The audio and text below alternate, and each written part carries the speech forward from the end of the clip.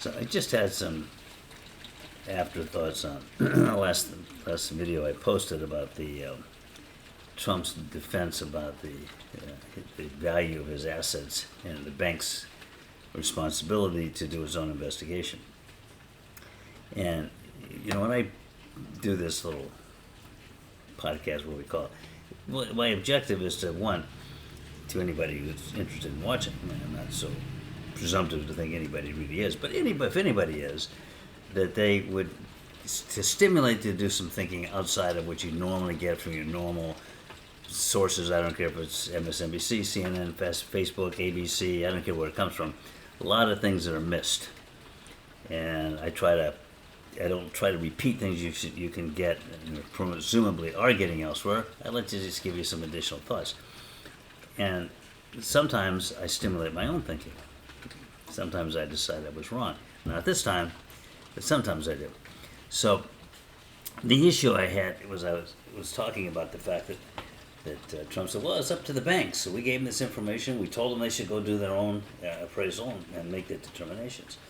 And I pointed out the fact that Cindy, my neighbor, who is also a loan officer, said, hey, we don't normally pay attention to, other than what's actually stated by the applicant, to the value of their assets, unless it's an asset for which we are lending money, like a purchase money mortgage.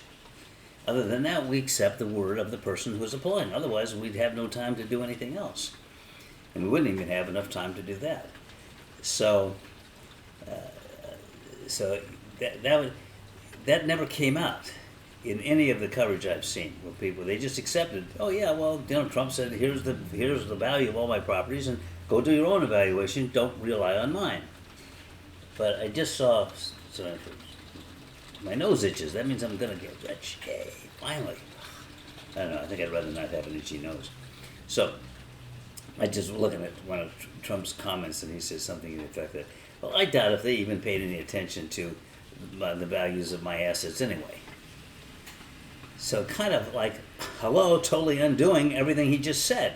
And what he said there is actually consistent. They do pay attention to them, but they take his word for it. So whatever he said he's worth, that's what they say he's worth as well. And that's a big factor in the decision of the loan officer. So what I'm looking for now is I'm saying, okay, Mr. Trump, you're saying that this was, that they would normally have taken a look at what you've said, and we were told them, go do your own appraisal. I would assume you would bring in somebody from the bank to say, yes, I'm the loan officer. I worked with Donald Trump. We considered his valuation of these properties, and boy, we figured they were spot on. And we checked them out, and sure enough, they were. Or we didn't check them out. We just took his word for it. But based on what he was saying, you would expect him to say, yes, we were fully aware that it was our responsibility to go look at every single piece of property he listed and do his valuation. And incidentally, apparently, and I haven't confirmed this, but I did hear about it from somebody on TV who had credentials, that there are lots of misrepresentations, not just the value of real estate. And over again we heard people saying, Trump and his supporters, well, the value of real estate is often subjective and yada, yada, yada. And, but the value of the cash you have in the bank, that's not subjective. And that apparently, according to this one source, and it was a Pulitzer Prize winning investigative reporter for the New York Times. Some of you say, I don't believe the New York Times. Well, you're fools if you don't. But because every educated person all over the planet looks to the U.S., to the New York Times, generally for news information as probably the most valid source in the world. And I've traveled a lot, and everywhere I go, it's the New York Times. So, the value, if he actually, in fact, lied about the cash he had in the bank, if he lied about the values of his securities, which you can determine by looking at the stock market, if he lied about a number of odds and ends of things, and of course he always inflated the value of his trademark, then you have far more cause to find out that he defrauded the banks than otherwise. Now, the second defense that he came up with is, well, nobody was hurt by this. The banks got all their money back, and they were paid with interest, yada, yada, and off they ran. So there was nobody suffered. Well, to me, that's kind of like somebody goes in and robs a bank, takes all the money, later comes back and it takes the money, uses that money, makes money with that money, then takes the amount of money that he stole and sneaks back into the bank and gives it back to the bank. He says, "Hey, what's the deal here? You got all your money back. What are you complaining about? No, there's no victim here." Well, there is a victim, because the person whose money was stolen could have used that money themselves to either lend it to other people, or they could have invested it themselves and they could have made money off of it. So if you take money away from somebody, particularly these kinds of sums, and then that person is deprived of the use of the money, because use of money is the value of money, is the use of the money, not so much the money itself. You take the value of the use of that money to make more money away from somebody based on fraud, that's not a victimless crime. More significantly, it's an affront to the system, which is why we arrest people for armed robbery even if they return the cash. Because what you're doing there is jeopardizing the banking system. And that jeopardizes all of us, especially as taxpayers, because we have to bail them out all the time. But it's also, it's not good for the owners of the bank, the stockholders of the bank. Everybody is jeopardized when somebody comes in and obtains money through fraud. So don't buy this business about this was a victimless crime. It wasn't a victimless crime, and that's why it's on the books the way it is. And regardless of whether you think it should or shouldn't be, it is. That's the law. Lawyers, we're supposed to pay attention to the law sometimes. Look at this. God is cursing me with a cold for saying these things.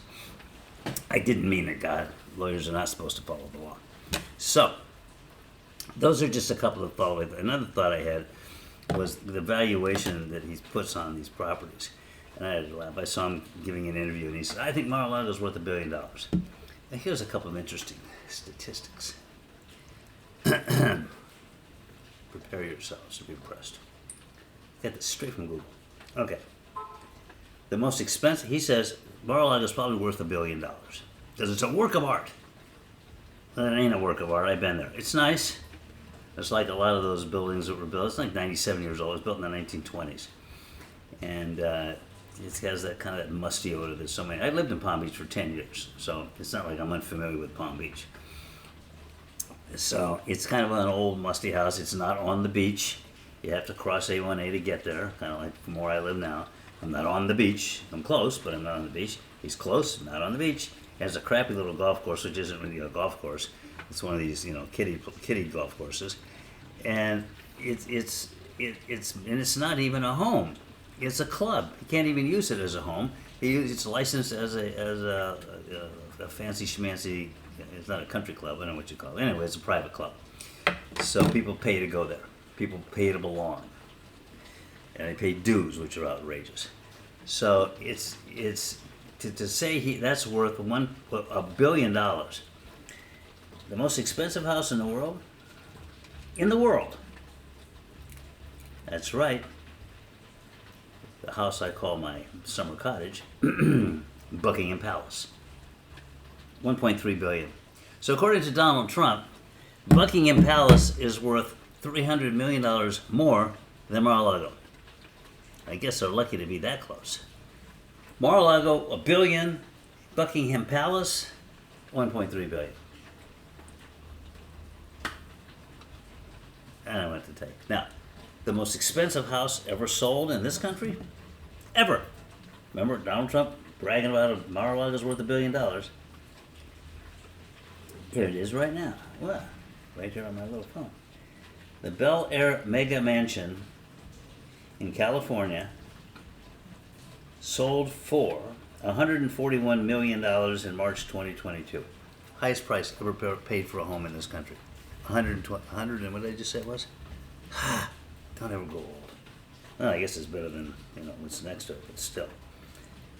141 million. According to Trump, his house is worth $1 billion. $1 billion. Okay. This kind of gives you the idea of what kind of story he was spinning, and of course he's been, he's P.T. Barnum with dyed hair, and he goes on and on and on and on and on with this guy. He's unbelievable. Unbelievable. So I met him in Palm Beach back when we were both about the same age. Met him at a number of parties, and he was as obnoxious then as he is now. That's just a personal note. All right? That's just my opinion. That's not a fact. I'm not stating it's a fact. I'm just saying that's how that was the impression I had of him then.